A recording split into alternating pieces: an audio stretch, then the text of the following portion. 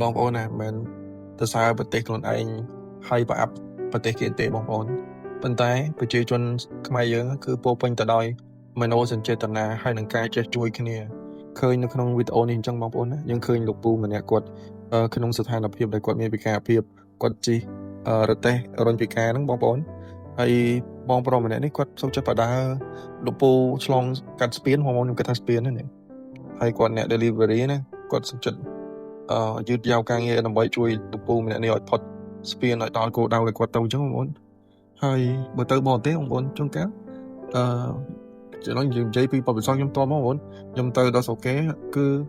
ពេលខ្លះយើងអត់ស្គាល់គេអីចឹងទៅយើងហៅគេចឹងគេអត់និយាយរត់ទេជួនកាលយើងពឹងគេថតរូបថតអីដូចស្រុកខ្មែរយើងគេទៅរយហ្មងក៏ប៉ុន្តែស្របពេលនឹងដែរមានគេចិត្តល្អដែរបងប្អូនខ្ញុំទៅអាមេរិកឃើញឃើញមនុស្សច្រើនប្រហែលអ្នកនៅ Boston គេឃើញយើងគេមានអារម្មណ៍ថាគេសួរយើងបងខ្លួនឯងចង់ថតរូបហ៎ចាំបងថតឲ្យក៏ថតឲ្យ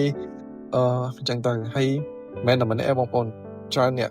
ហើយមួយទៀតពេលខ្ញុំទៅសួរផ្លូវគេក៏គេប្រាប់ដែរប៉ុន្តែដល់ពេលដែលខ្ញុំទៅ Washington DC ខ្ញុំពឹងគេថតរូបពេលហ្នឹងខ្ញុំទៅម្នាក់ឯងជាម្នាក់ឯងហើយ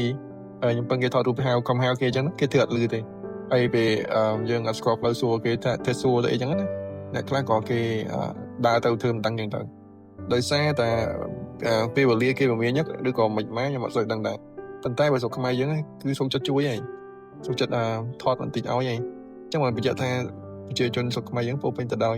មនោសញ្ចេតនាហើយនឹងការចេះជួយគ្នាការចេះយកអាសាហើយចិត្តទូលាយមែនទែន